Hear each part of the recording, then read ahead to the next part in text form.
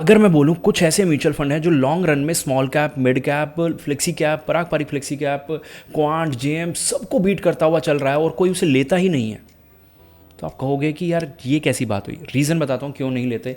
क्योंकि लोग क्या करते हैं, लोग जाते हैं किधर, वेबसाइट पे जाते हैं, सर्च करते हैं टॉप म्यूचुअल फंड बता दो, बेस्ट म्यूचुअल फंड्स बता दो, और उन म्यूचुअल फंड्स को बाय कर लेते हैं। यहाँ पे नुकसान ये होता है कि उन्होंने रिसर्च वर्क किया ही नहीं। लेकिन मैं आपको आज ऐसे कुछ म्यूचुअल फंड्स बताने वाला हूँ जो बिल्कुल हिडन जेम्स हैं, जिनको कोई नहीं ले रहा।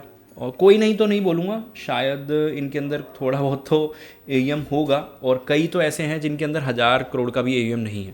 लेकिन कैटेगरी वही है, सबसे मतलब लोवेस्ट पैसा डालने वाली कैटेगरी। लेकिन पैसा कितना बन रहा है वो देखना इंपॉर्टेंट है। तो एक बार के लिए वीडियो के अंदर चलते हैं और देखते हैं कि कौन से वो म्यूचुअल फंड हैं। और इससे पहले हम वीडियो के अंदर जाएं, 30 सेकंड आपके लेना चाहूँगा। इस 30 सेकंड में बहुत कुछ सिखा जाऊँगा। देखो, मैं हमेशा बोलता हूँ 3 तरीके होते हैं इन्वेस्टमेंट करने के, वो ध्यान से सुनना। सबसे पहले इंडेक्स इन्वेस्टिंग करो, रिटर्न्स कम मिलेंगे लेकिन टेंशन नहीं रहेगी। आप टेंशन फ्री होकर बिना वीडियोस देखे, बिना काम चलाए सब कुछ कर सकते हो। नुकसान ये है कि रिटर्न्स बहुत ज़्यादा नहीं मिलेंगे, फ़ायदा ये है कि भाई टेंशन नहीं है ना। दूसरा तरीका ये होता है कि आप रिसर्च वर्क खुद करो, सब कुछ खुद करो और रिटर्न्स निकालने की कोशिश करो। ठीक है, अब यहाँ पे क्या है, रिटर्न्स मिले या ना मिले वो आपकी नॉलेज के ऊपर है, टाइम के ऊपर है। लेकिन यहाँ नॉलेज और टाइम दो ऐसी चीज़ें हैं जो बहुत ज़्यादा स्पेंड करना पड़ेगा, नॉलेज गेन करनी पड़ेगी। इसमें कुछ लोगों को नुकसान ये हो सकता है कि उतनी नॉलेज या उतना टाइम नहीं दे पाते। ठीक है, वहाँ नुकसान है। लेकिन अगर आप दे सकते हैं तो आप सेकंड कैटेगरी में आ सकते हैं।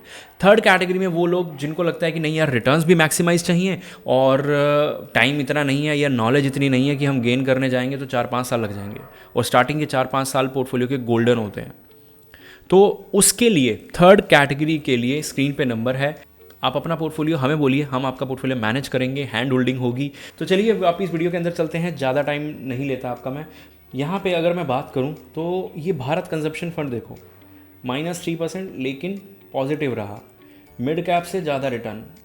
ठीक है, लास्ट 6 मंथ में कॉमोडिटी फंड आप देखो एक बार, कॉमोडिटी फंड ने सबसे ज़्यादा रिटर्न्स दिए हैं, 3% ऑलमोस्ट। निफ्टी 50 से, निफ्टी मिड कैप से सबसे ज़्यादा रिटर्न्स इसने दिए हैं लास्ट 6 मंथ में। सबसे ज़्यादा नहीं बोलूँगा, लेकिन 3rd 4th पे रहा है। अगर मैं कम से कम 1000 म्यूचुअल फंड देख लूँ ना, तो ये टॉप 10 में है लास्ट 6 मंथ के मार्क्स पे ओनली। लेकिन 5 ईयर्स के मार्क पे देखूँ तो भाई साहब ये स्मॉल कैप कैटेगरी में चला जाता है। मिड कैप तक इतना नहीं दे पाया, बहुत से स्मॉल कैप इतना नहीं दे पाएंगे। केनरा रोबेको स्मॉल कैप के नहीं है, एक्सिस स्मॉल कैप के नहीं है। ठीक है, क्वांट 34 पे है, टाटा 34 पे है, निपोन 36 पे है। तो उस रेंज में ये खड़ा है कहीं ना कहीं, और गिरती मार्केट में भी रिटर्न्स हैं। ये फंड कैटेगरी एवरेज से देखो कितना ऊपर चल रहा है, 8-9% ऊपर। और सबसे बड़ी बात, एक प्योर मल्टी कैप है, प्योर फ्लेक्सी कैप है। क्यों? लार्ज कैप में 46%, मिड कैप में और स्मॉल कैप में भी 27% है।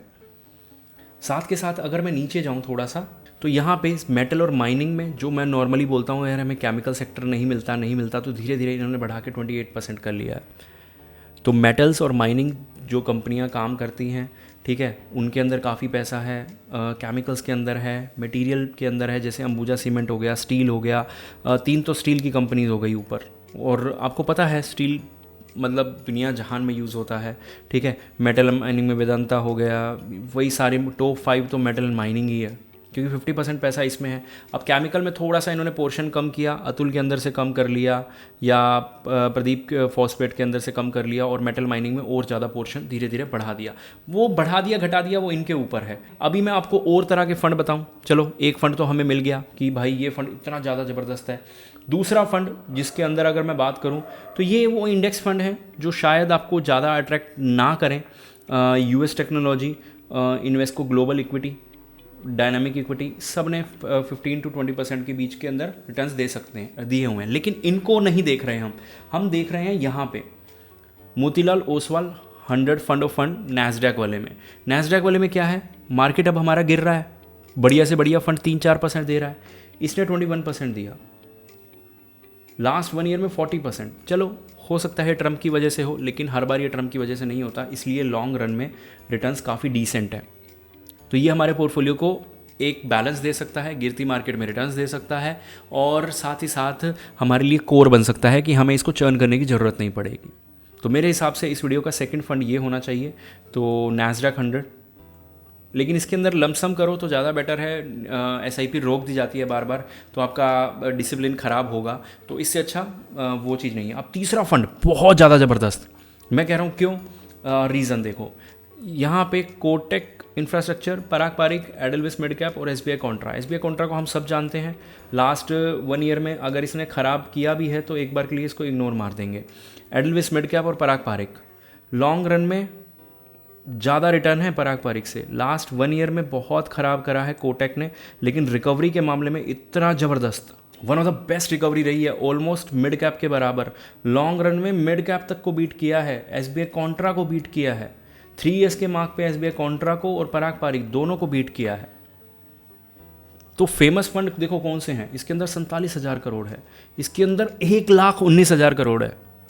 क्योंकि लोग रिसर्च करना नहीं रिसर्च करना नहीं जानते, डिटेल में जाना नहीं चाहते, डिटेल में सीखना नहीं चाहते। और अगर आप यहाँ वीडियो छोड़ने की सीख रहे हैं, सोच रहे हो ना, तो ऑनेस्टली अपनी वीडियो के लिए नहीं बोल रहा, आप भी उसी कैटेगरी में कि आप सीखना नहीं चाहते, कि आपको एक ऐसा फंड देखने को मिल रहा है जिसके अंदर लोग इन्वेस्ट नहीं कर रहे कंपैरेटिवली पराग पारिक और एसबीआई कॉन्ट्रा से अगर मैं कंपेयर करूं, लेकिन उसके रिटर्न्स मुझे बहुत पैरामीटर्स पे, 5 ईयर्स के पैरामीटर्स पे तो सबसे ज़्यादा दिख रहे हैं। लास्ट 6 मंथ में जो रिकवरी दिख रही है वो ऑलमोस्ट मिड कैप के बराबर दिख रही है। लेकिन मैं इस फंड के बारे में और क्यों नहीं जानना चाहता, तो ये सवाल आपको पूछना है, लेकिन जिनको जानना है उनके लिए डिटेल में चलते हैं। ये फंड अभी भी अगर आपने लास्ट 7 ईयर्स तक रखा होता, बहुत कम फंड बच गए हैं कि गोल्ड की रैली के बाद वो एक पर्टिकुलर म्यूचुअल फंड गोल्ड को बीट कर पा रहा है, लेकिन ये गोल्ड को स्टिल बीट कर पाया है। और ये गोल्ड की रैली, धनतेरस तक की रैली के बावजूद मैं बता रहा हूँ आपको।